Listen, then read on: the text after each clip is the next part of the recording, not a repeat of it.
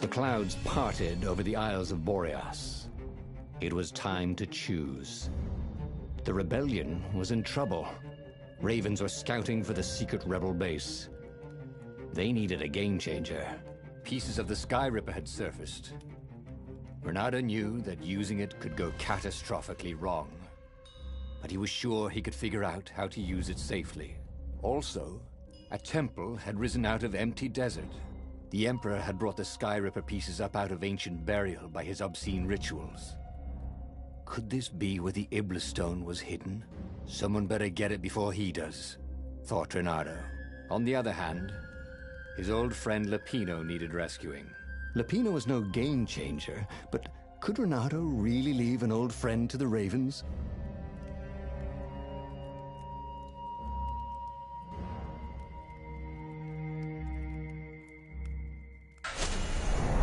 Lapino. Apparently, the Mad Rabbit had sold a Pegasus that he did not exactly own. Lapino always wiggled out of trouble, given time. But he was out of time. The Ravens had figured out that Lapino was a rebel spy. If the fleet reached him first, they'd string him up for that. Never mind the winged horse.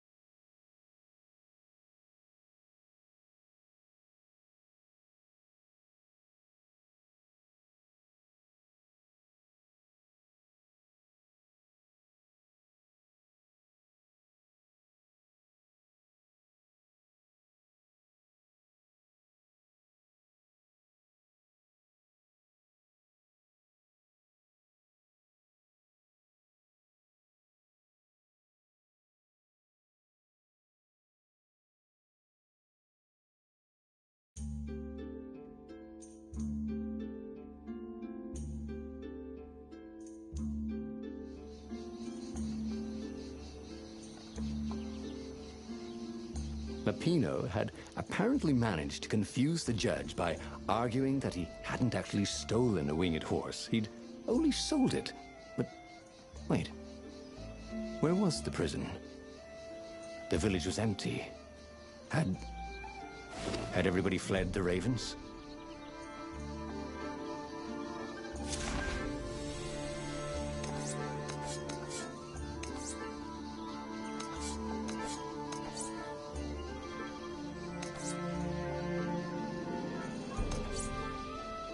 This sword from the frigid north was really useful for making popsicles and birdsicles.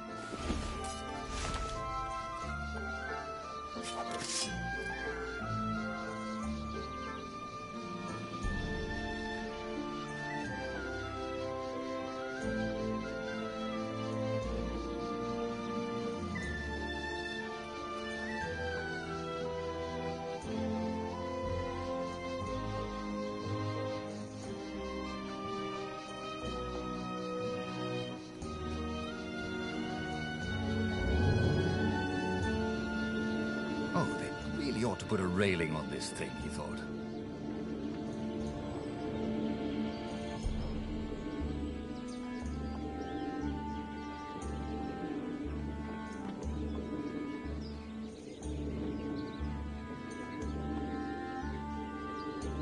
The Ravens had taken the town. Renato had seen villages emptied like this. All the people taken away to be sacrificed in the Emperor's secret rituals. Renato hoped the people were just hiding. Firewalls only let you through if they think you're hot enough.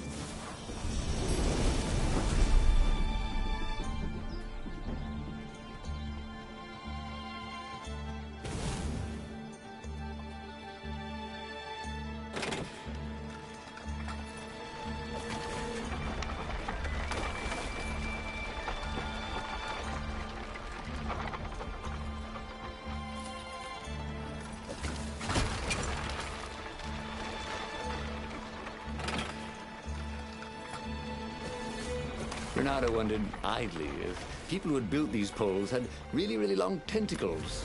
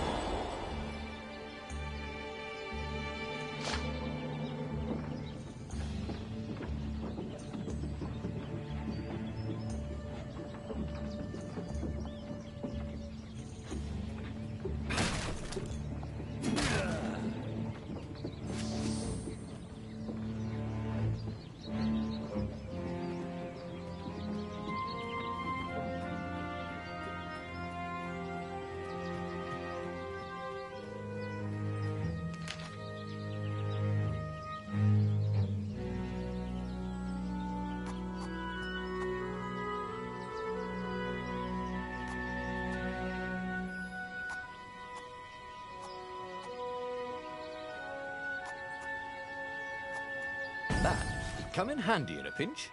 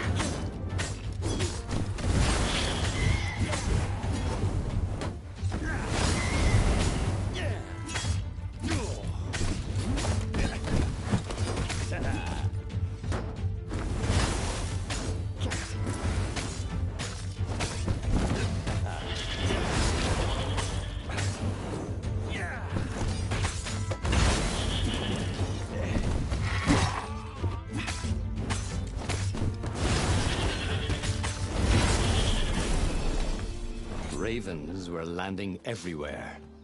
The advance guard. He'd better get moving. If they got to Lupino first, they'd eat him for breakfast. Or a snack. Ravens weren't picky. If they got hungry, they sometimes forgot to interrogate their prisoners. Even top spies like Lupino. Where had the mad rabbit got to?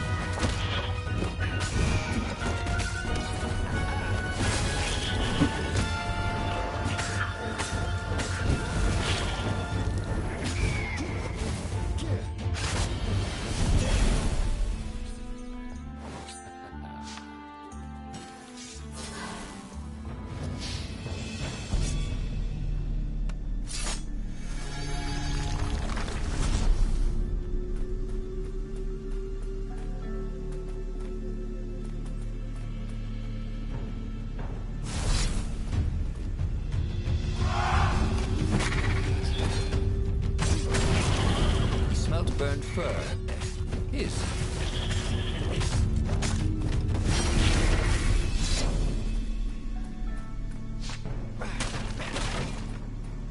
It was definitely easier to fight inanimate objects.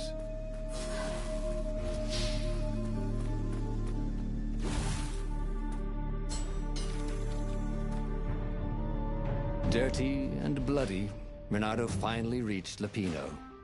The rabbit was practicing his shuffle. Bernardo recognized the cards. It was Lupino's favorite deck. Oh, I thought you were in danger. I am. The Ravens are coming. Oh, the prison thing. Right, yeah, we see this guard owed me 53 ducats, so we made a deal. They're very reasonable people, actually, for weasels. Now, I got a brilliant plan to kidnap Zenobia. We capture Zenobia, we find out what she knows, and that's the whole war right there.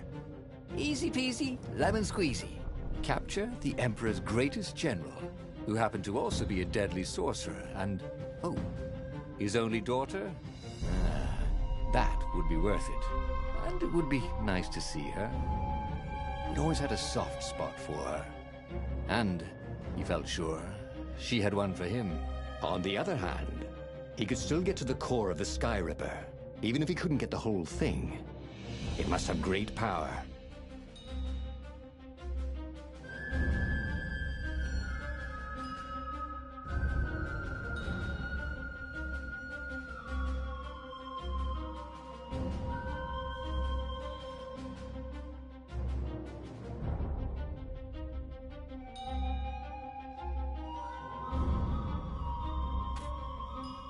Zenobia wasn't just the Emperor's daughter, of course.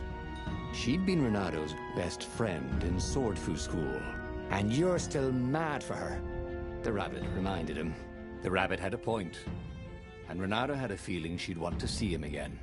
Who knows what could happen between the two of them this time around? She knows all his plans, chuckled the master spy. She won't give them up easily. She'll tell the interrogators, all right, said Lapino. Taking her would change the game, all right.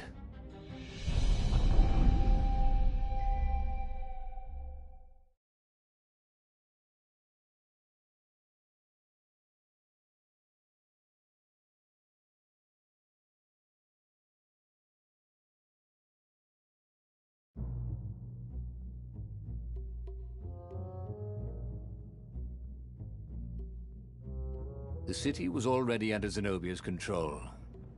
I had to admire her efficiency. Renato shivered at the thought of Zenobia at the mercy of the interrogators. Would he really turn her over to them? But this was war. It wasn't meant to be pretty.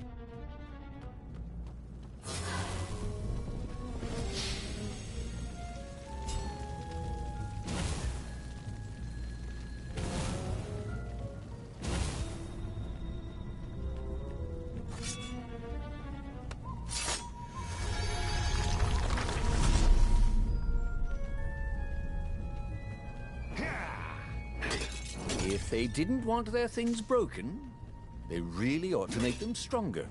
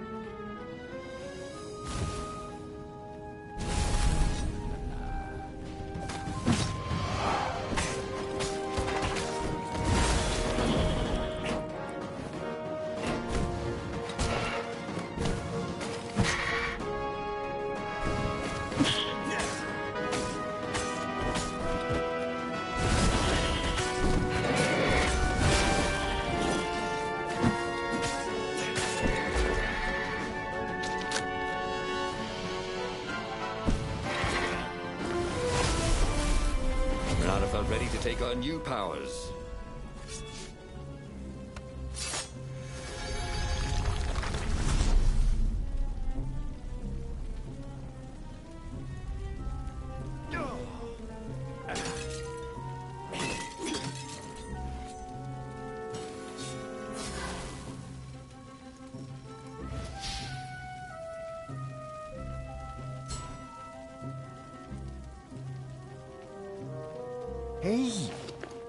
Hey, a workbench. He could try out his new bling.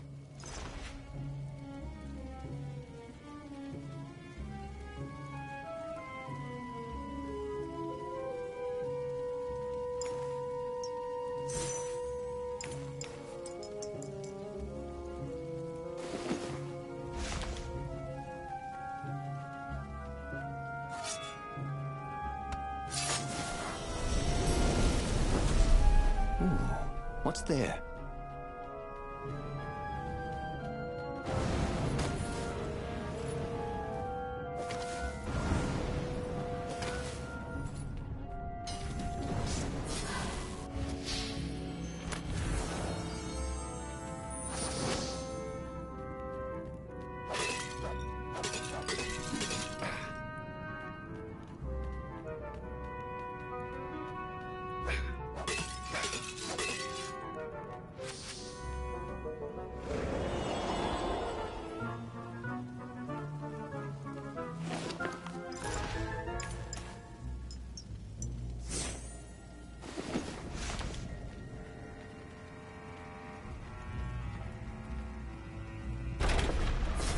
What exactly was Lapino up to this time? You could see the wheels spinning inside his head. They made Renato dizzy, in fact.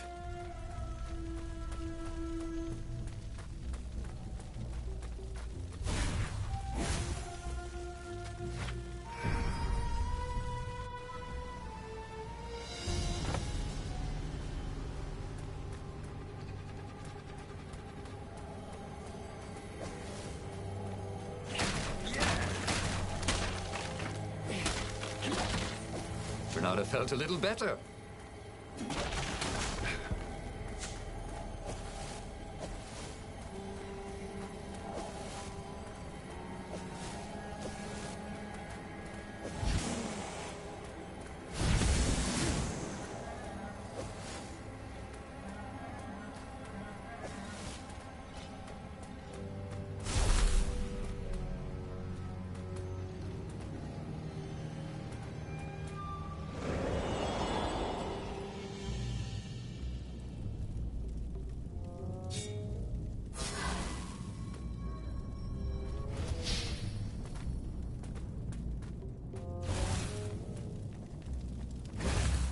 So, what's this plan of yours? Use me as bait, said Lupino. And he outlined a slightly complicated plan that involved geese, a net, setting the Farfarer a little bit on fire, Lupino dressing as an old blind toad, and Reynardo hiding inside a monstrous watermelon. What could possibly go wrong? Thought Reynardo.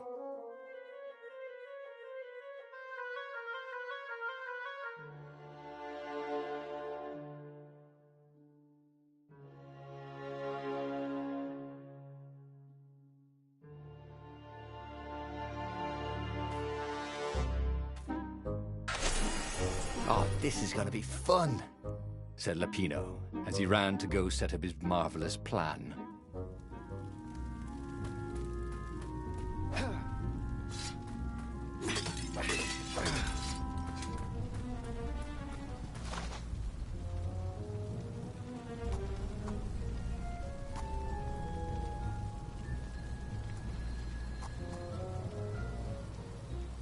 Cool.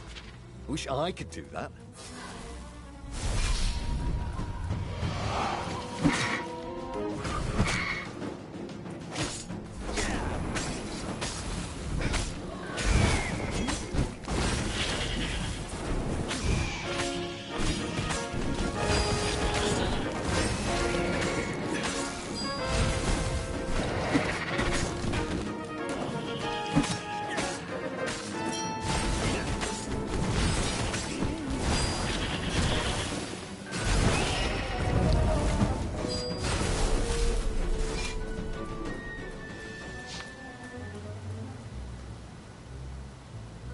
Reynardo felt dubious about the whole plan. With every step, he was waiting for it all to go horribly wrong. But against all odds, Lupino's idiotic plan worked. Zenobia's ravens ran off after the geese, the net dropped, and Reynardo jumped out of the watermelon and put his sword to Zenobia's throat. Reynardo, she said, are those new scars? They look good on you. You never returned my velvet jacket. It was my favorite. You look stupid in velvet. Ah, what does an imperial princess know about style? Ah, get a room, you two, said Lupino, probably sensing the chemistry. But the fleet was coming on fast, so they took Zenobia east, over the Nexus. She'd vanished from Swordfu School, from his life, without even saying goodbye. Without ever telling him she was the Emperor's adopted daughter. Reynardo was aware of her feelings. Maybe this was a bad idea. But was he letting his own feelings get the better of him?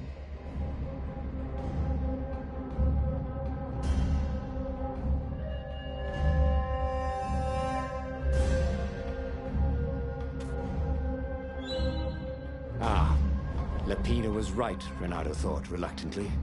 She knows things. She recognized his look. You're taking me to the interrogators, aren't you? She said, wide-eyed. And then she jumped, with horror. Reynardo saw Zenobia plummeting.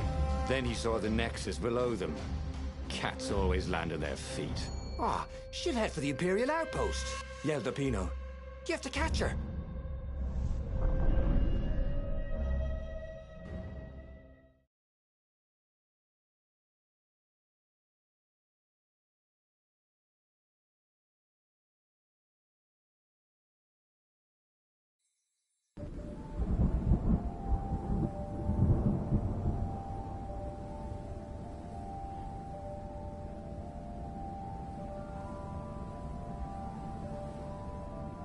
Cats can run faster, but foxes can run longer. If he ran, He could head her off before she reached her minions at the outpost. Well, he did love a good chase.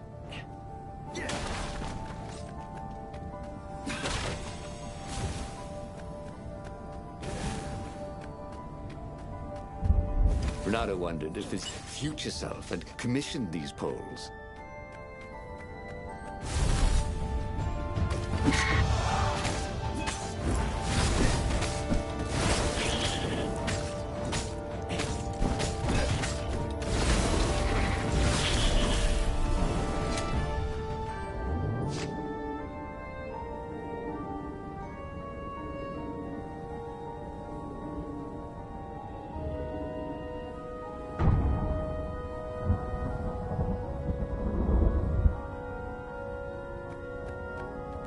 Renato had been the terror of the sandcastles when he was 2.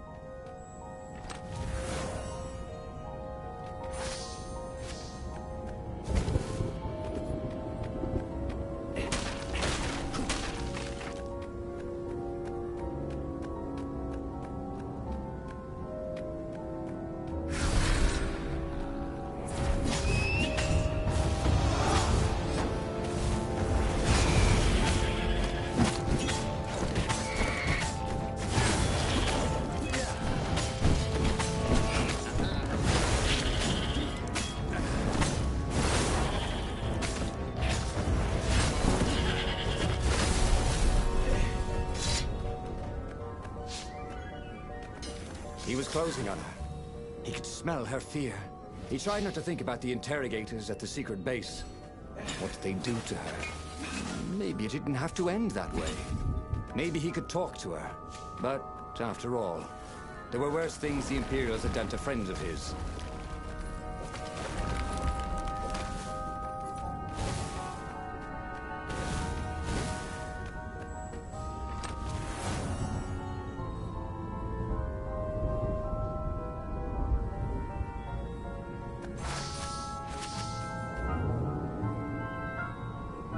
There was an inscription. Praise the sun.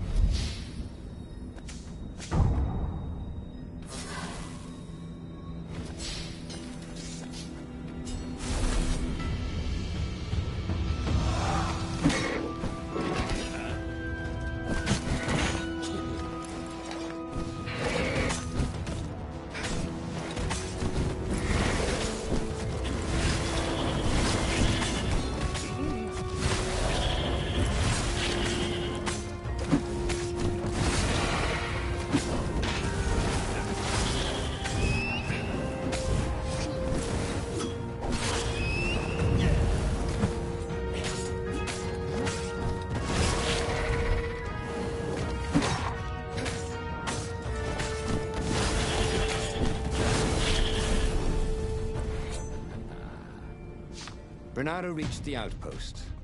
The Imperials there were no match for him. Soon after, Zenobia limped up the path. When she realized he was already in front of her, she didn't even try to run. Oh, you left without saying goodbye. Again, he said, please. I'm enjoying this a little too much. She said, shaken. Oh, spare us the chit-chat, would you? Said Lapino as he shackled her hands so she couldn't throw spells. She knows all his plans. All the way back to the Farfarer, Lapino nagged Renato about how the interrogators would pry all the intel out of Zenobia. How that would turn the tides in the imminent battle. All they had to do was take her to the rebels' secret base. Renato didn't like to think about what the interrogators would do to her. Couldn't he just talk to her?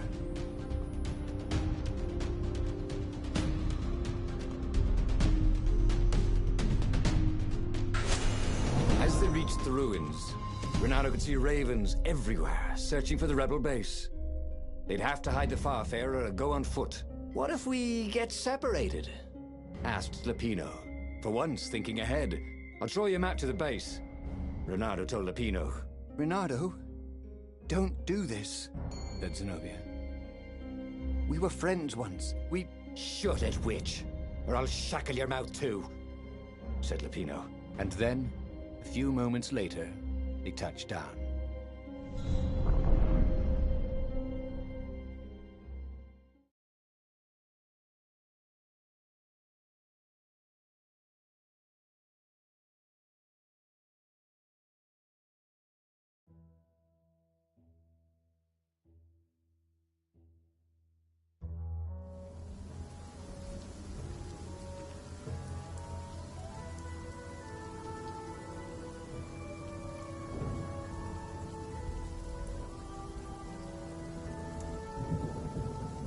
As Lapino pulled Zenobia off the Farfarer, Renato readied himself for the battle ahead. I'm sorry I nicked your jacket, she said. It's just... Oh God. It's stupid, but... It smelled like you. What? He said, confused. Then... Why didn't you ride? Why didn't you fast speak? Oh, save the romantic nostalgia. Let's go! Shrieked Lapino. So Renato launched himself down the path to the secret base.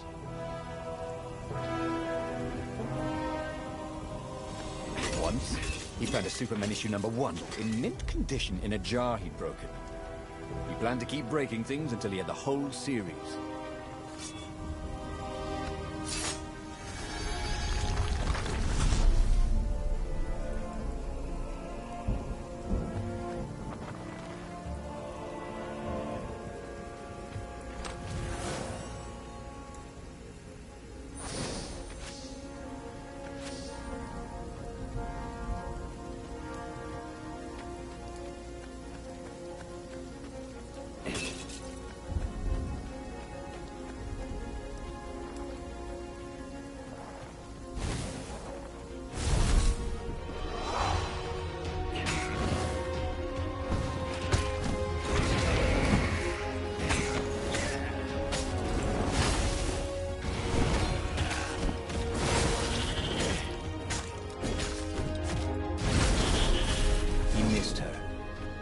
Zenobia, Hypatia, the kid's mother.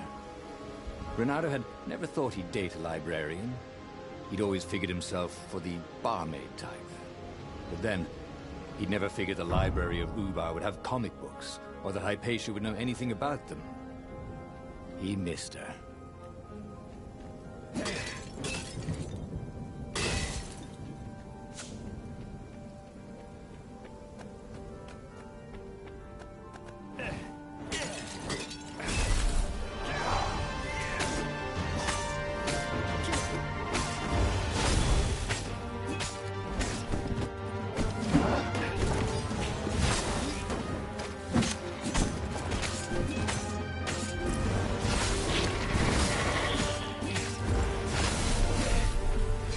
Renato had misgivings. It had been Lapino's idea to capture Zenobia. Lapino who'd guessed she'd run to the outpost. There was something wrong with the way none of Lapino's plans had gone wrong yet. It wasn't like him.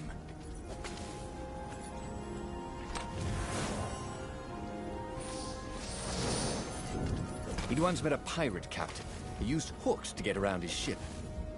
Oh, what was his name again?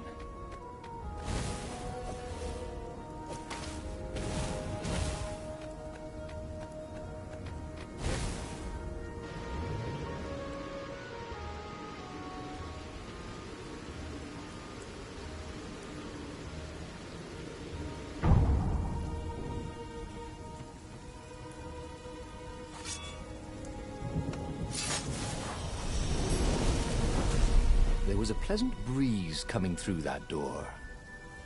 Had it been closed before?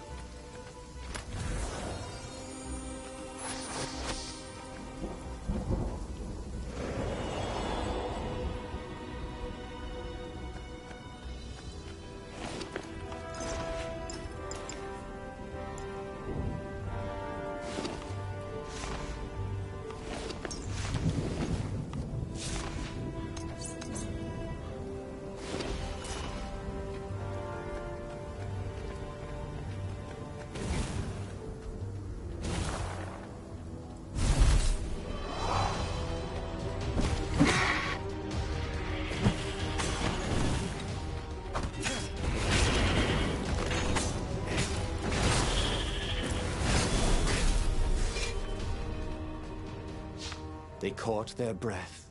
It's beautiful, she said, looking at the ruins. This used to be the library of Ubar, he said. Before your father's ravens smashed it. Do we have to talk politics? She asked.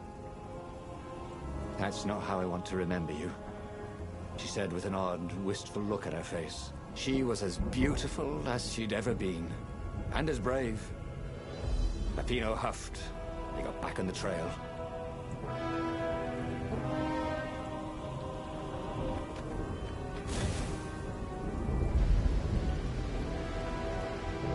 Renato had always wanted a flying carpet. This was more like a flying tabletop, but it would do.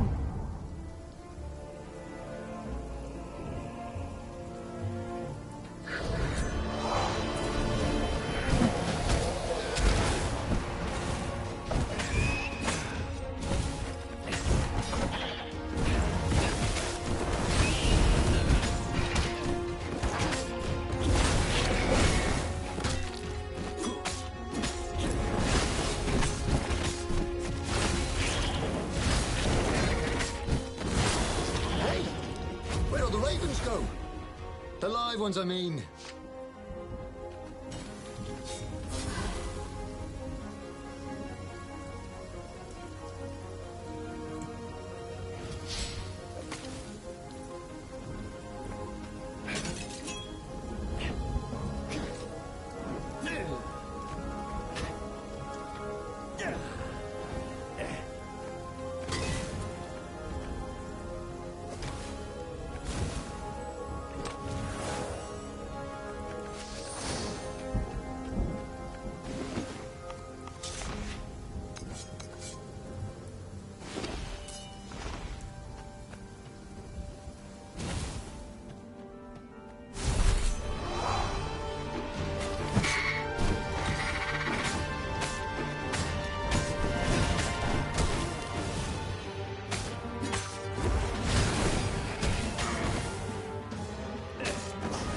I think this is yours, said Renato.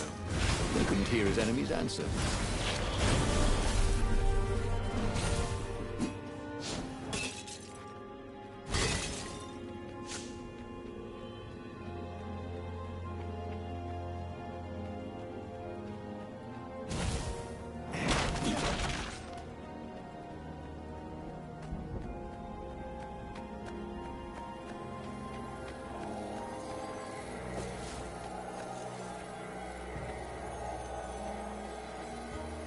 Open, says me.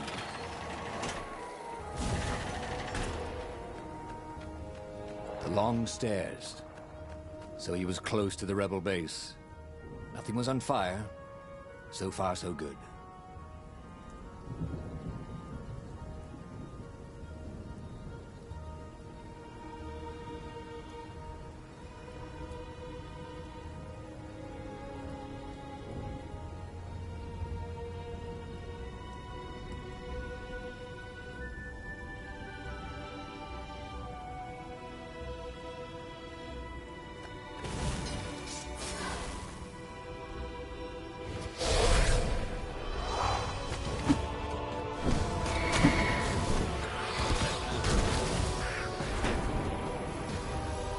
Ice walls only let you through if they knew you were cool.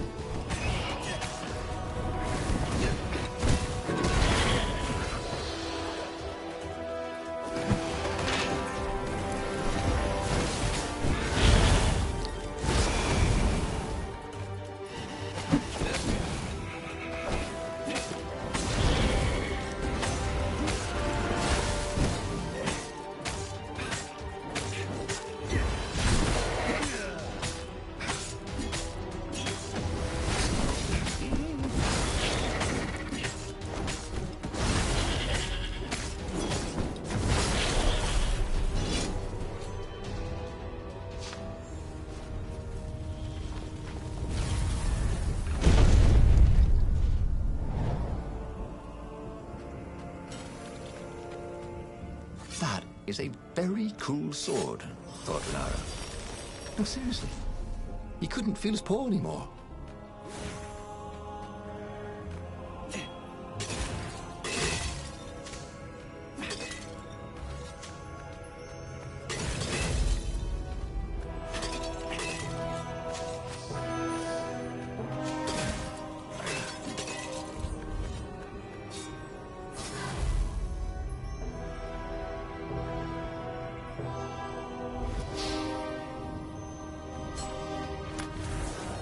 Ooh, sparkly, thought Renato.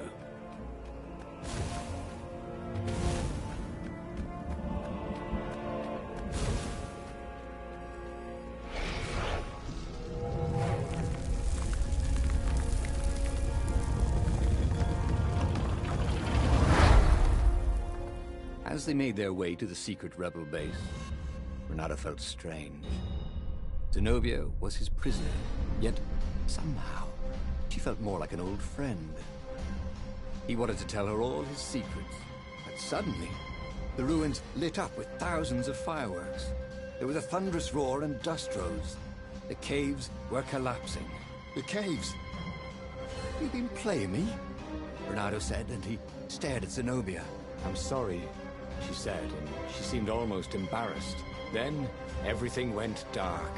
When Renato came to, he had a terrible headache. Also, Zenobia's sword was at his throat. And her shackles were gone. So was Lupino. "The terrible thing is," he said, "I really have missed you. Now that we've destroyed the rebellion, would you consider becoming an advisor to the Emperor's daughter?" I'm no one's servant. Everybody serves. Even if it's only destiny. I like to choose my own destinies, he said. "The whole point of a destiny is you can't choose." "Oh, never mind," she said. "Look, if I see you again, I'll have to kill you." He watched her ship soar away. He would see her again, he decided. Even if he had to fight his way across the entire fleet.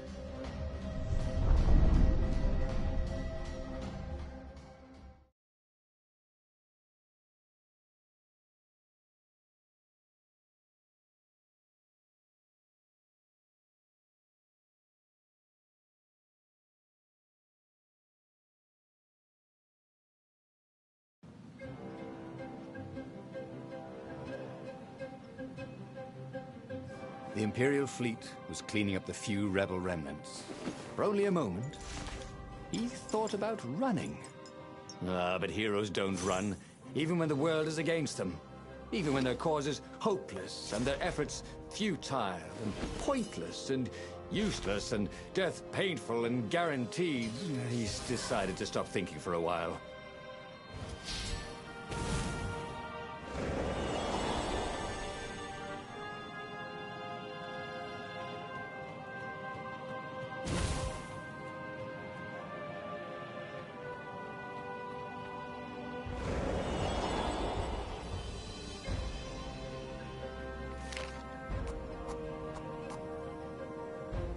Well, he'd always wanted to do that.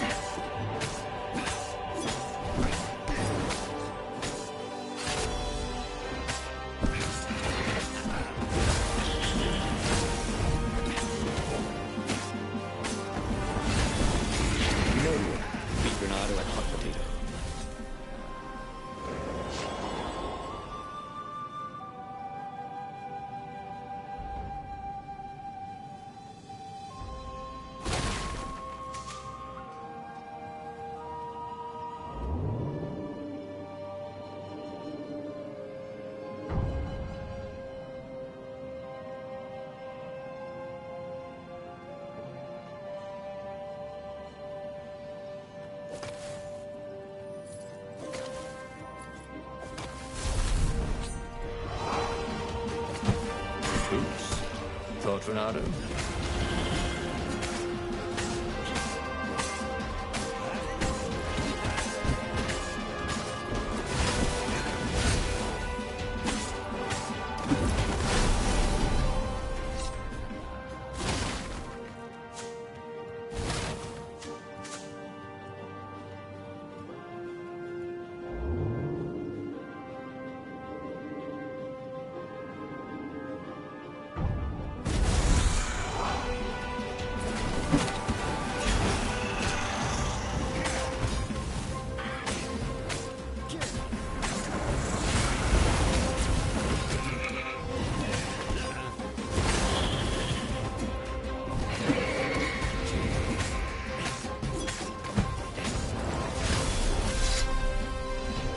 Renado's arm was sore, his armor wet with raven blood.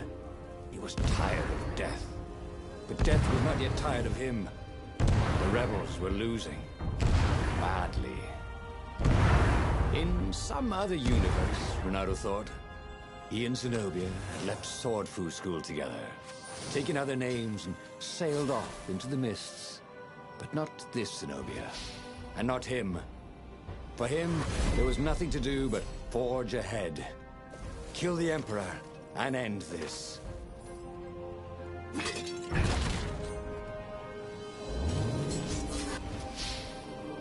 These platforms were great. Renado wanted one for his house.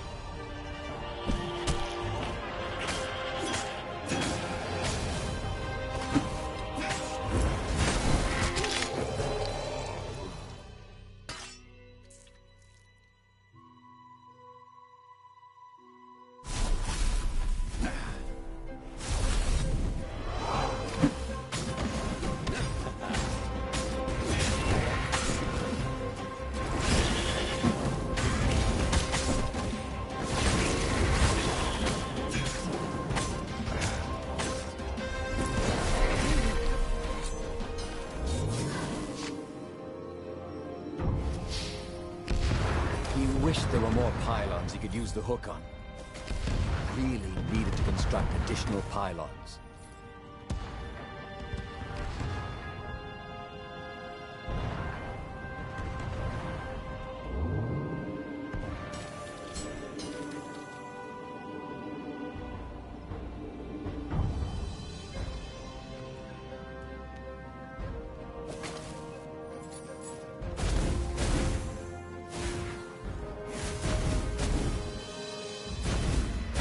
This is why heroes are called dashing, Renado thought.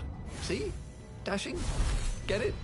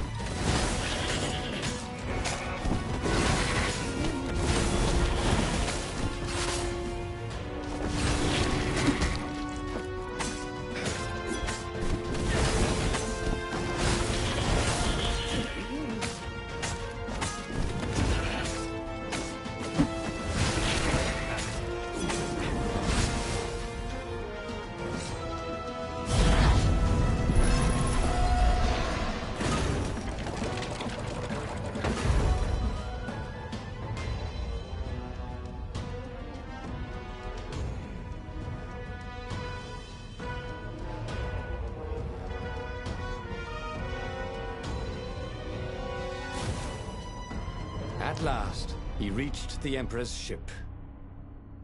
Zenobia was there. "Why'd you have to come back?" she said. "Guess I'm just serving my destiny." He shrugged. "You don't even know what that word means," she said. "Do you ever wonder if things have been different all the time?" she said, and drew her sword.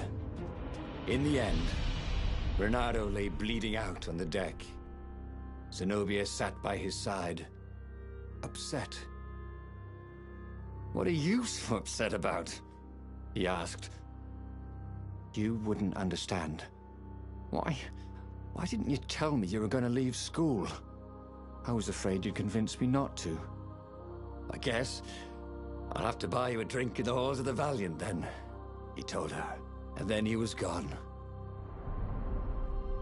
And just like that, he was alive again, and back on the Farfarer, still fleeing burning Ubar. The book was still open before him.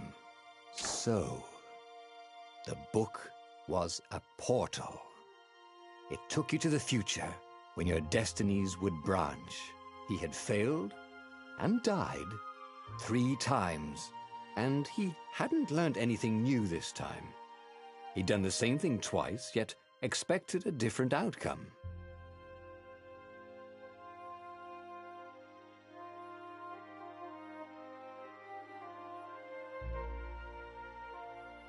But he was starting to feel like he was getting the hang of this.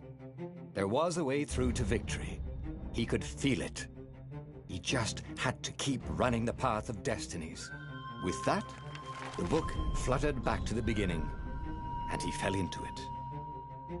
The clouds parted over the Isles of Boreas. It was time to choose. The rebellion was in trouble. Ravens were scouting for the secret rebel base. They needed a game changer. Pieces of the Sky Ripper had surfaced.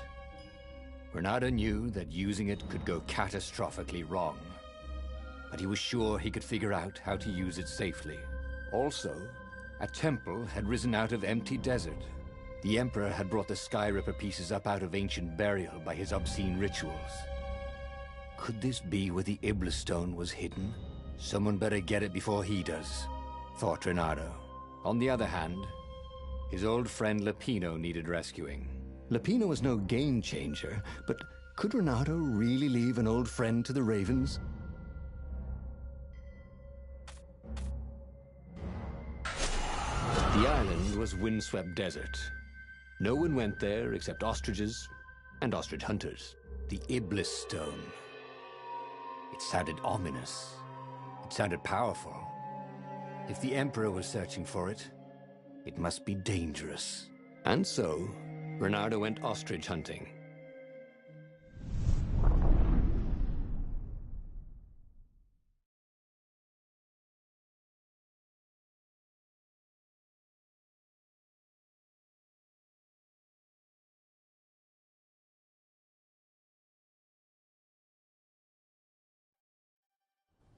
Every child could sing verses about the Sky Ripper, but ancient codices held hints of other things. A stone that ate souls, a ruby that drank blood, a jewel only a righteous man could give away.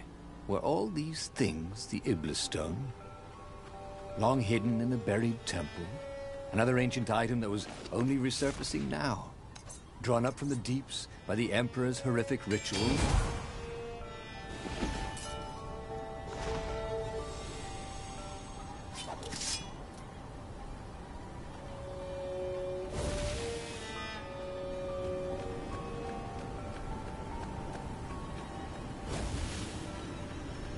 Reynardo distrusted doors that opened automatically, especially after being buried for millennia. Was this some sort of trap?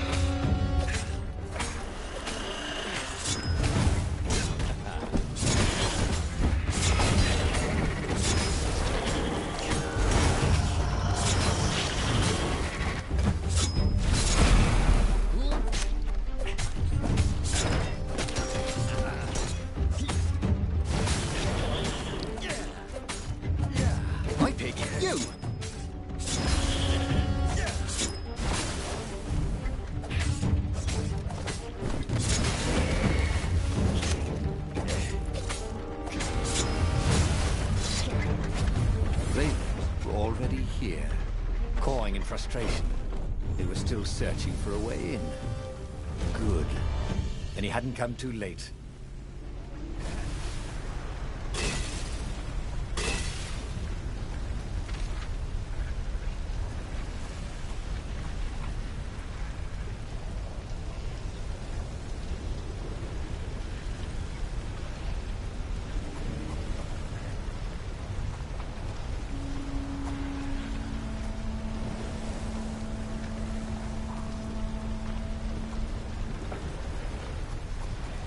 day he was getting better and better.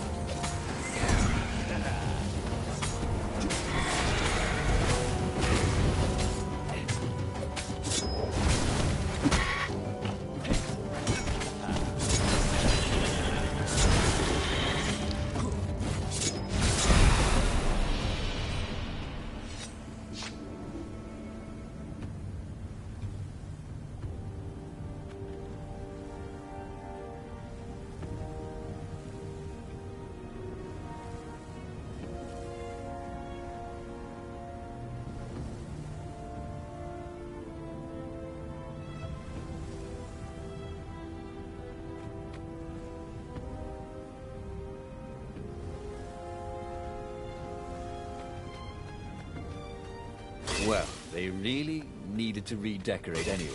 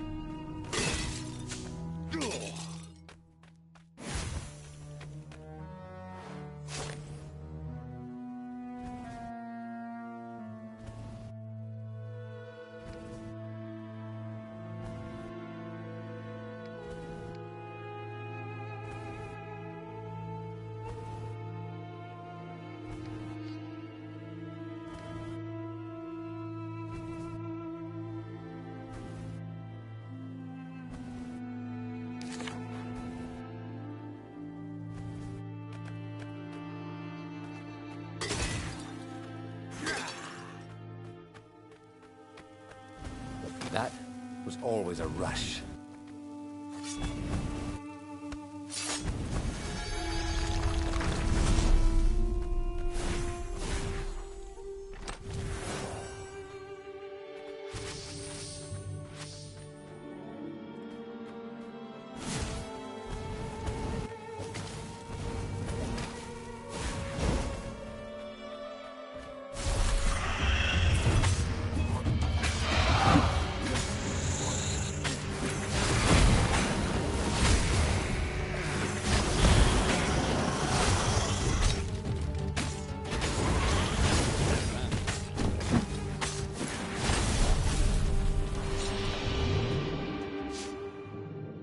Don't look down, he told himself.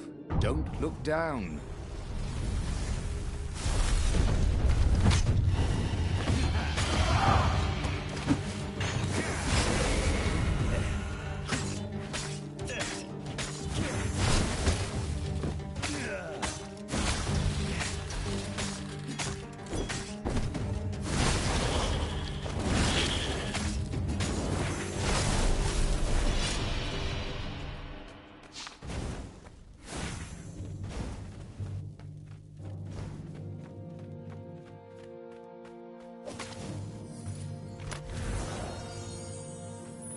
Magical jewel. Bernardo couldn't wait to find a workbench.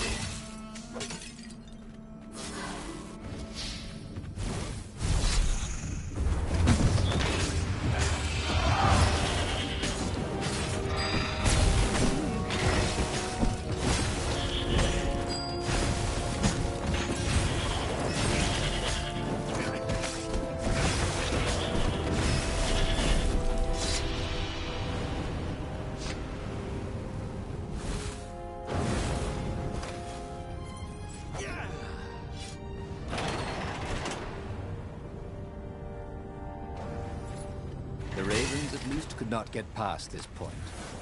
Obviously, the temple builders knew how to deal with Tomb Raiders.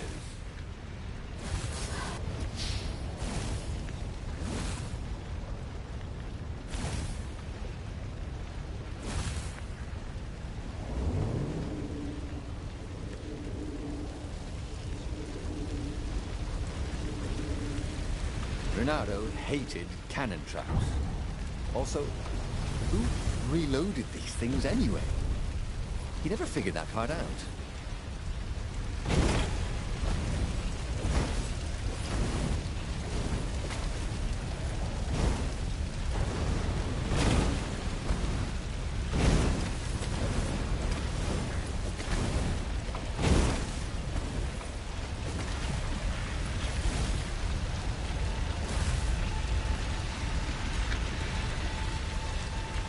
It was a stone of the purest blackness. It reflected no light, like a void made solid. Nervous, he picked it up. I can make you mighty. Who said that? Give me blood. It was the stone, eager, thirsty.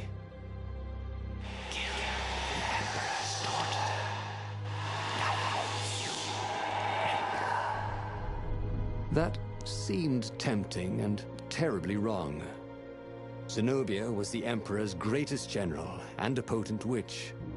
But they had been close once, and Renato wasn't sure he really wanted to be Emperor. Why not capture the core of Skyripper instead? It was the eye of a lost god torn out by the Transcendent Emperor to power his greatest weapon. "Not the core," said the stone anxiously.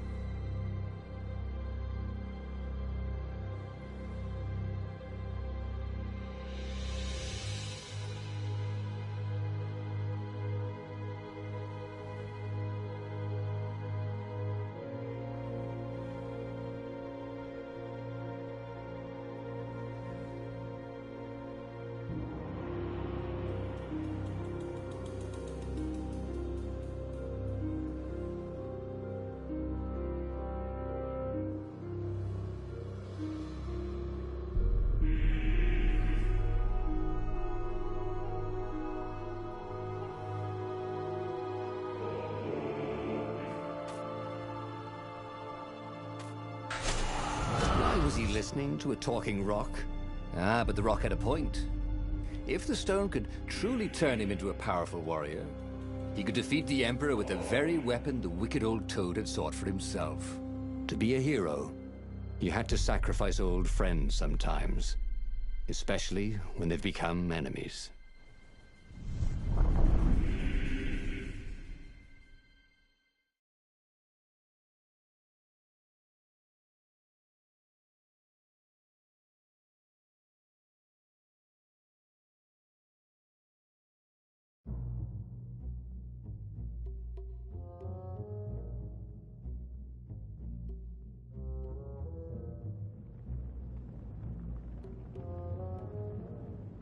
As he placed the impossibly black crystal in his gauntlet, Renato had a sudden vision.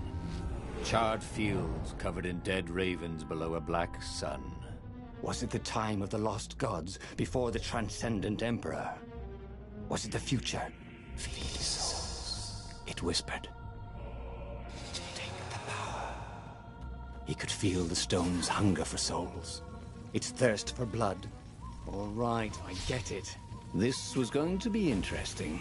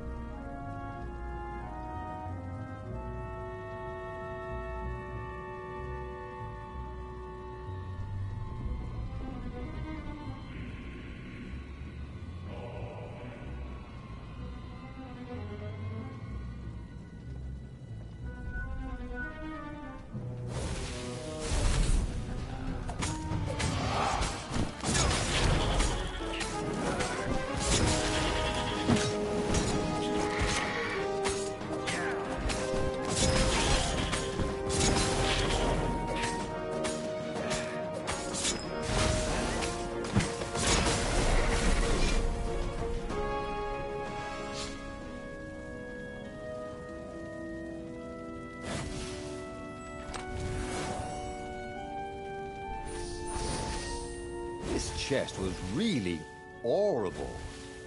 Get it?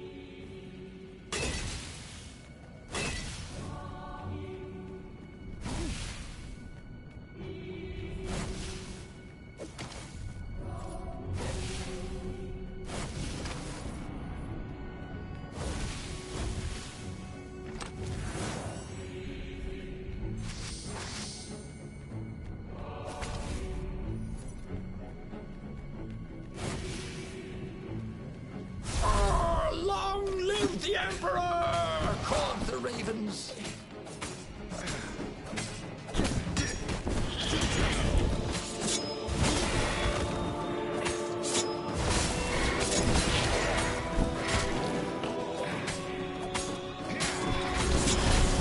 The ravens on Zenobia's island were no match for Reynardo. They screamed as the stones sucked out their souls. And with each death, he felt stronger. Take the power, the stone told him.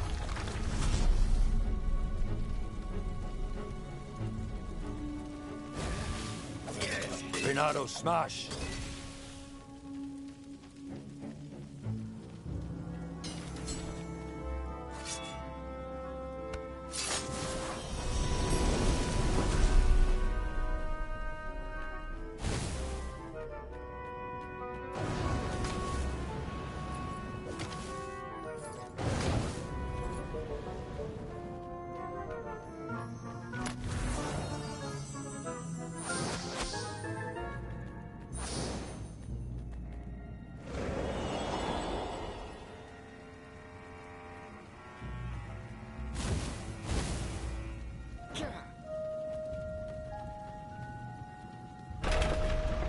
He couldn't do worse with Zenobia than he'd done with the core, could he?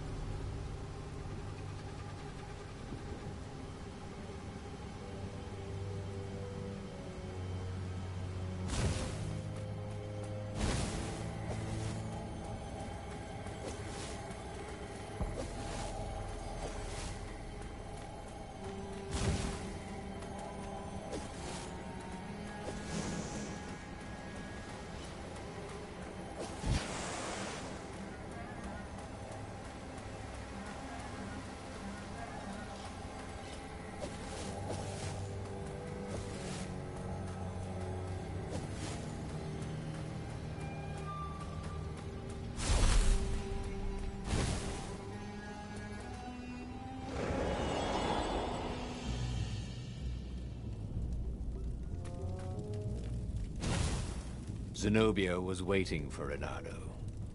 She was alone, confident as always. Fire danced at the tips of her claws. Are you here to surrender? She seemed as cocksure as he felt. But she didn't know he had the stone. And I've missed you too, love. He chuckled. She spotted the stone and bolted without another word.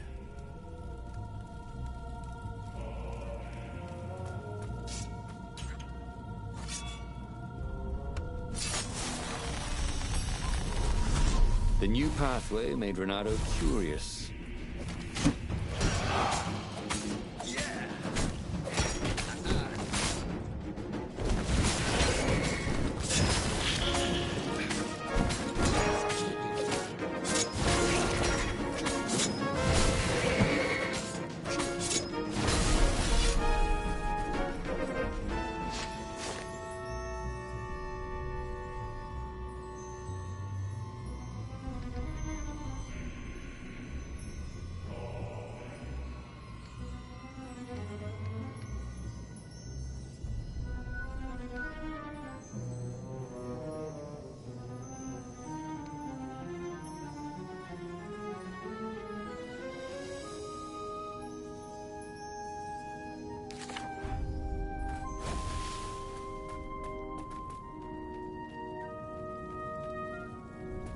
Where was a workbench when you needed one?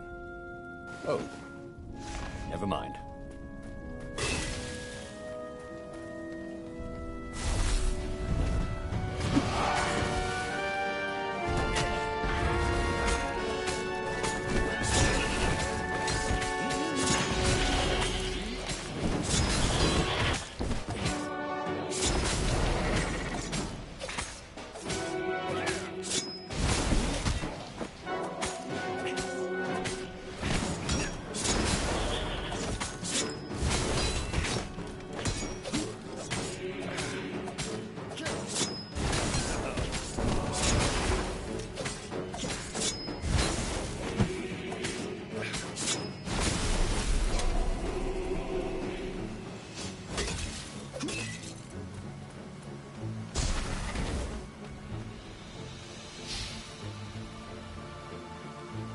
Finally, Renato caught up to her.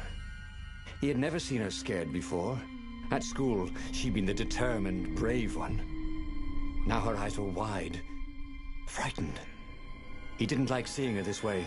"Kill her," whispered the stone. "You cannot win your rebellion without it. Please." "No," said Zenobia. "Not that way." Oh, they had been so close once. Could he really feed her soul to his demonic gem? But if he spared her, he would not get the full power of the stone. Oh, how could he be the hero he wanted to be?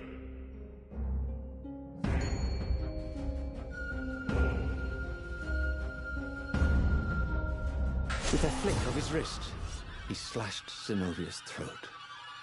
Her eyes widened even more. And then the light went out of them. Renato felt amazing. Power was rushing into him like water from a burst dam. Oh, such brilliance, exulted the Iblis stone. Tasty. He felt a bit bad about killing her. He was pretty sure she still loved him. But needs must when the devil drives. Renato returned to the Farfarer and set a course for the Nexus. The Empire had a communication outpost there. He could call the Emperor directly. It was time to seize the outpost and let the Emperor know what he had done.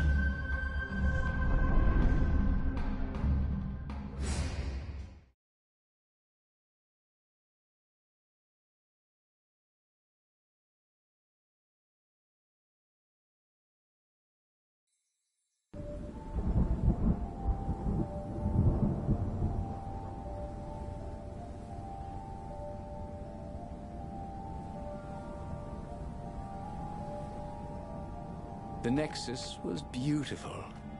He'd never realized how beautiful. Everything glowed. The wind was so sweet. The sun so soft. The stones so warm. Black raven feathers. Black feathers. Suddenly, his eyes are filled with them. He's falling through smoke under a dead sun. A voice calls him home. Is this a vision? Whose? Is this the time of the lost gods? Or the future? No matter. What mattered now was killing his way to the Imperial outpost and challenging the Emperor from there. This was much easier than free climbing.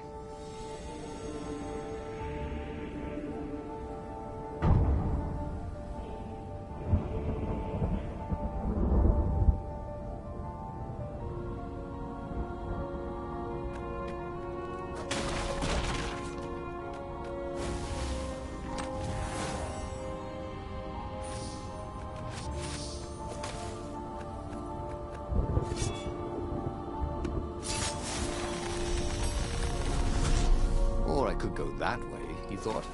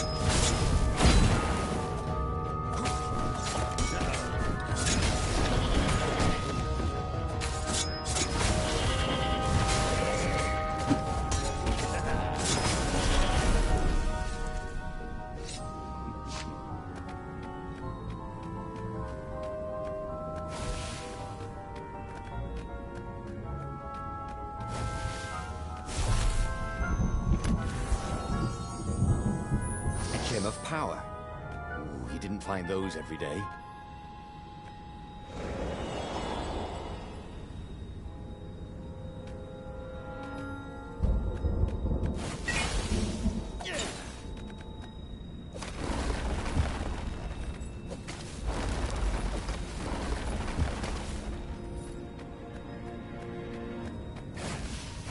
Up ahead was Lapino.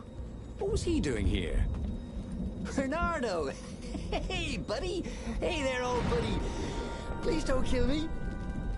Why would I kill you? Asked Bernardo, although he had been thinking about it. Well, you've become... look, I mean, no disrespect at all here. Kind of evil? Maybe you should, I don't know, go to the mountains to have a think? See if maybe you're sure the stone is not all that healthy a thing to keep? I suppose you wanted, Bernardo said, and poked Lapino in the chest for emphasis. Oh, had he just killed Lapino? Oh, damn it.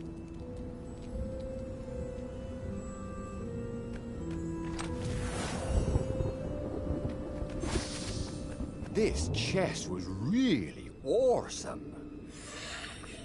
See what I did there?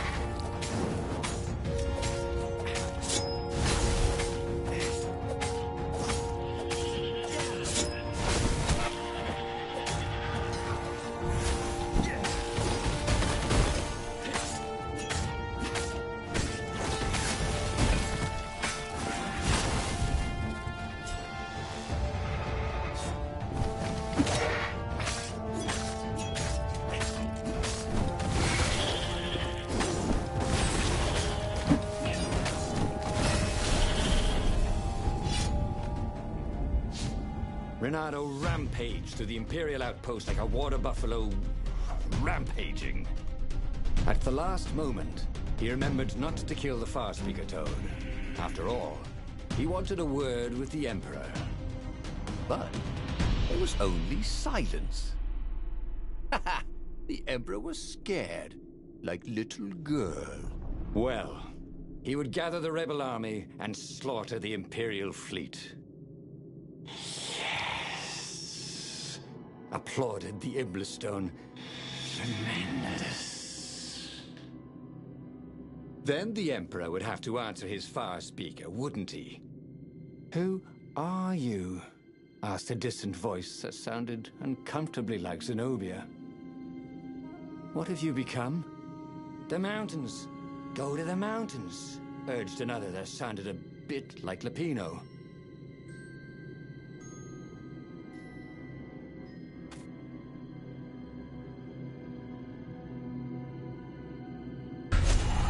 Bernardo called the rebel council to let them know to gather their forces. Then he killed the Farspeaker Toad. Why? Oh, because to make sure his sword was sharp. Oh no, that's awful. So no one else could use it. Yes, that's it. Then he set off for the ruins and the secret rebel base.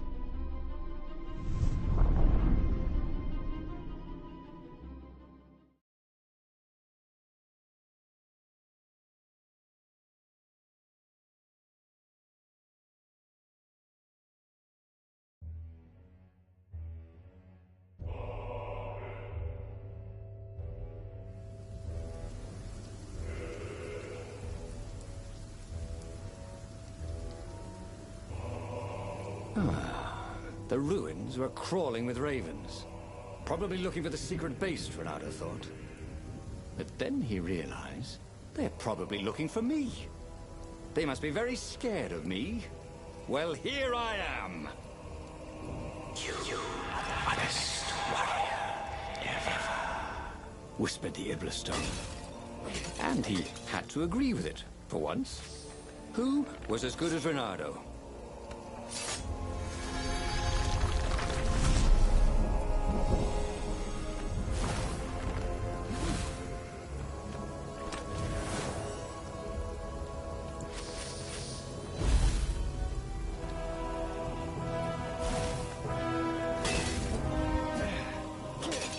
Bernardo felt that all the recent fighting had taught him something new, but he couldn't quite put his paw on it.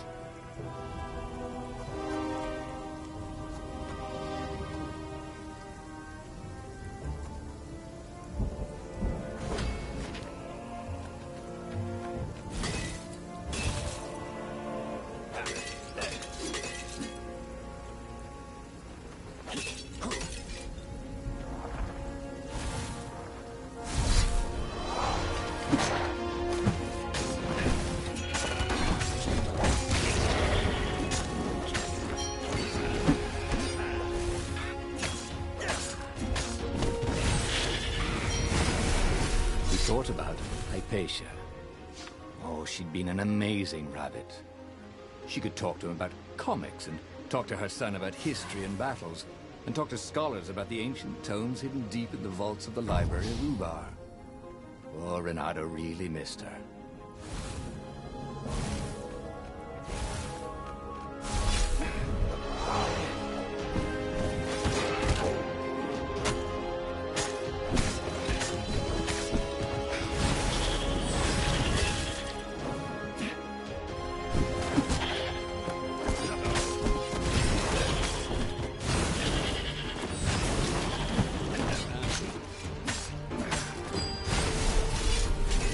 Renato was so happy.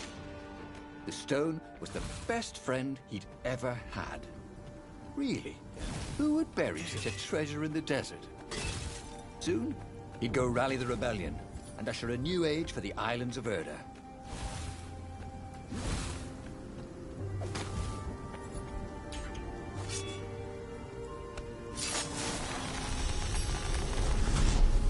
I wonder what happens if I go that way.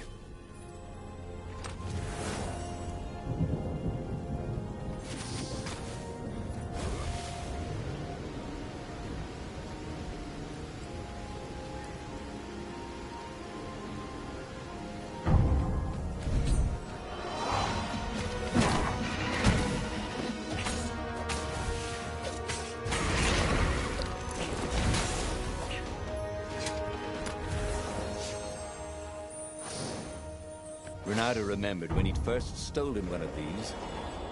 Good times.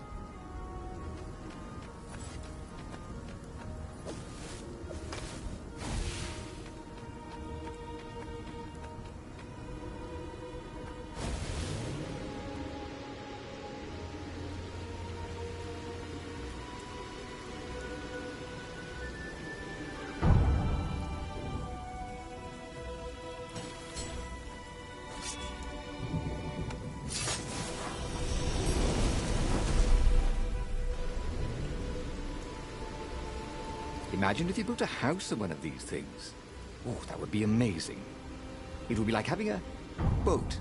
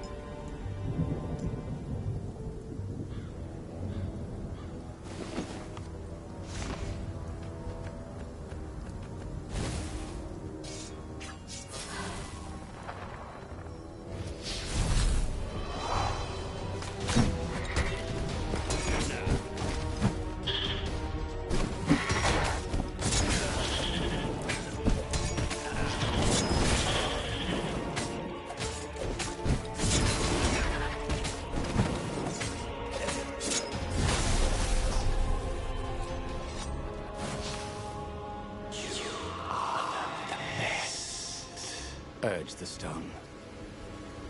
Let it make you emperor. Come to think of it, Renato thought as he pushed down another raven. Why shouldn't I be emperor? How did anybody get to be emperor anyway? By making war. I'm not counting the transcendent emperor, obviously, who had banished the lost gods and started time. Yes, he should be emperor. He would make a great emperor. Right, Stone?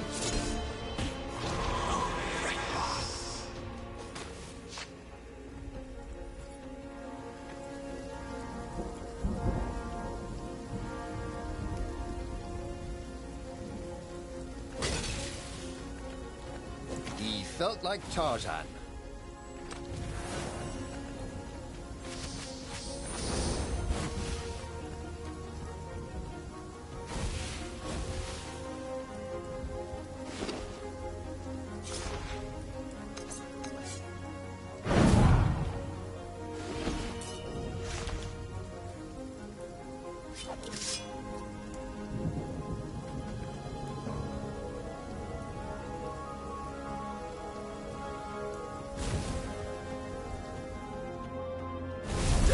The traitors! ravens?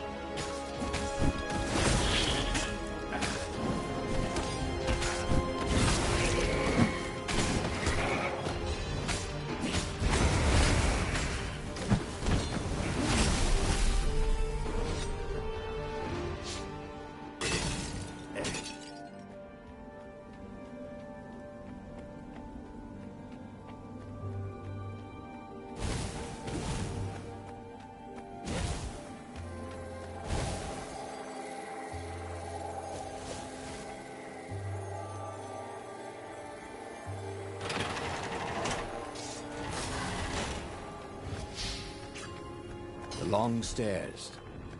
So he was close to the rebel base.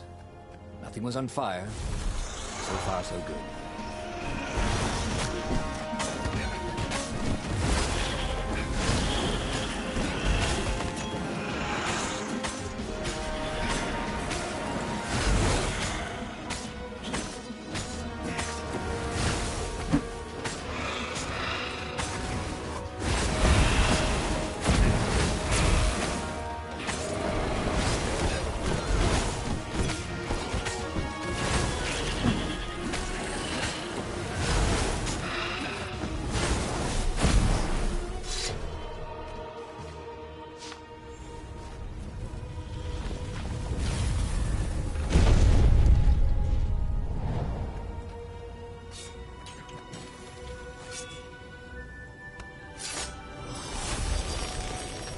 Had that door been opened before?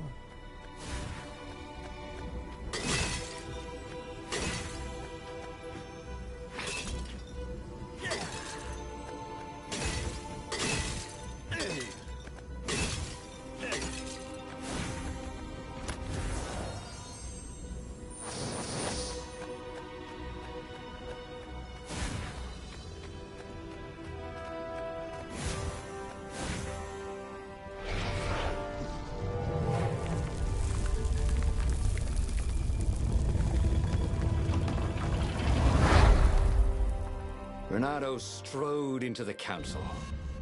Let's do this thing. Let's make me Emperor. They looked confused and nervous. Ah, had he mentioned the Emperor thing? Yeah, he meant to bring that up later. I mean, let's go win this rebellion. He waved his sword around encouragingly. They ran. Cowards. He'd stop them. He cut down a few to inspire the others. But soon, there was no one to cut down. Well then, he'd have to attack the fleet alone. More for me, He said, unless it was the stone that said it. Traitors. Traitors, all of them. They'd run rather than following him, rather than cheering him. What should he do to the cowards? Anything he wanted to. After all, he was a true hero, the best warrior there ever was. No one could stop him now. But first, finish him. The Emperor, that is.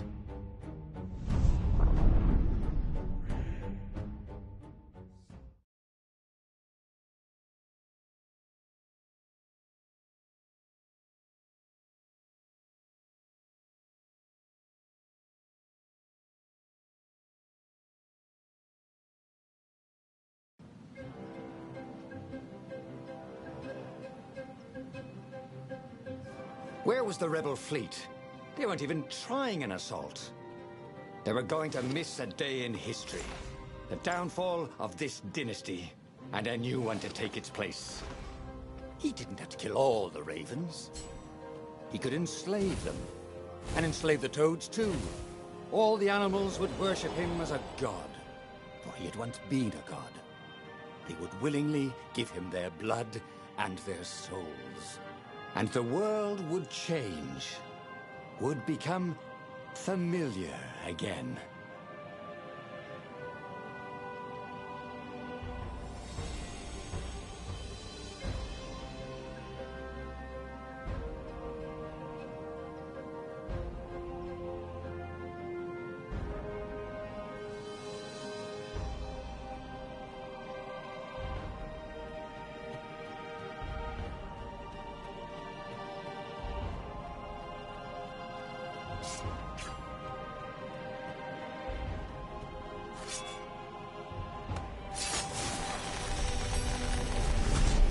Maybe I should follow my nose, thought Renato.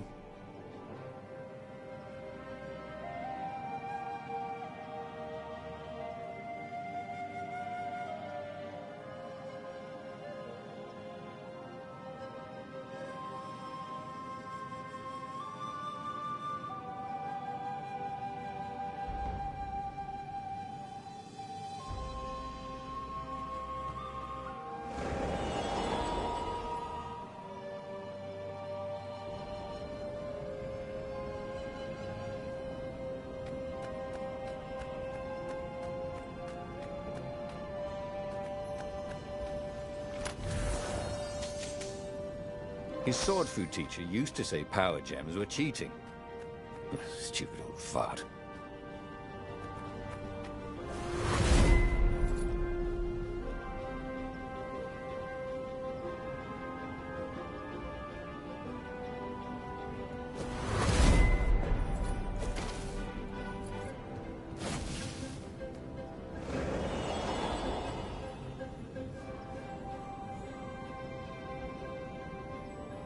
Renato was glowing with dark power. Already the sun had dimmed. He could do anything, he realized. He could wrap the island safely in smoke again. He was beyond a hero. He was going to become a god again. How odd, he thought, that the Iblis Stone had nothing to say about any of this. Well, no matter.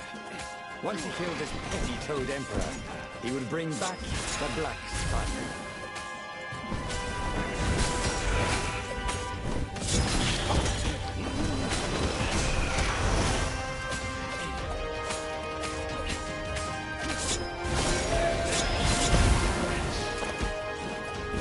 Whoa, personal space?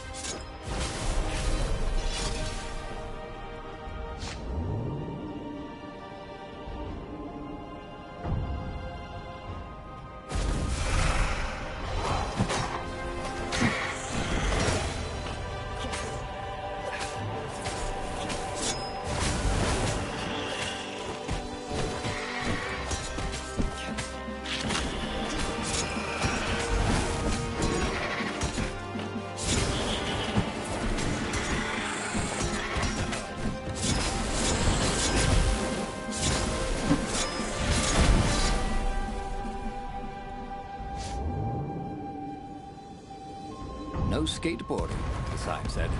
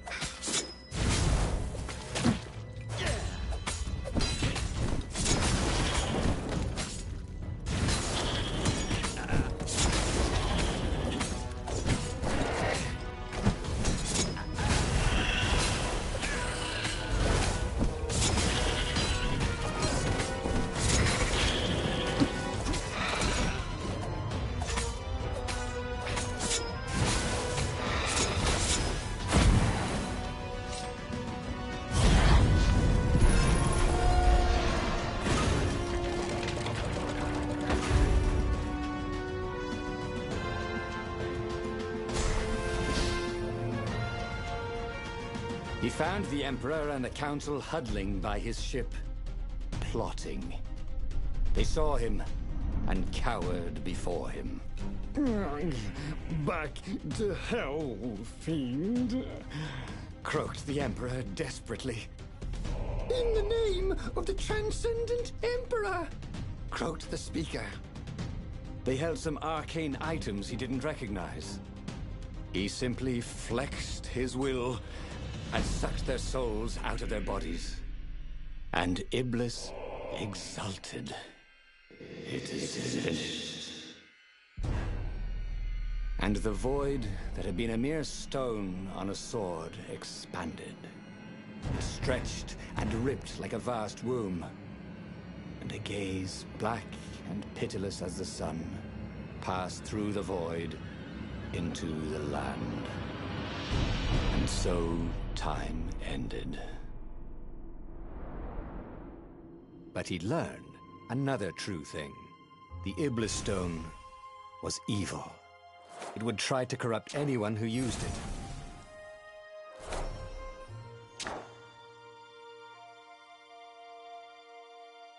There would be a way to win. Renato could feel it. He'd have to explore choices he'd never made before he could figure it all out, though. And with that, the book's pages fluttered to the beginning once again. And he fell. The clouds parted over the Isles of Boreas. It was time to choose. The rebellion was in trouble. Ravens were scouting for the secret rebel base. They needed a game changer. Pieces of the Sky Ripper had surfaced. Renato knew that using it could go catastrophically wrong. But he was sure he could figure out how to use it safely. Also, a temple had risen out of empty desert. The Iblis Stone was hidden there. It was a dangerous artifact. It could corrupt its user into a bloodthirsty monster. Maybe he could find a way to use it, to take its power without surrendering to its wickedness. On the other hand, his old friend Lapino needed rescuing. Lapino was no game changer, but could Renato really leave an old friend to the Ravens?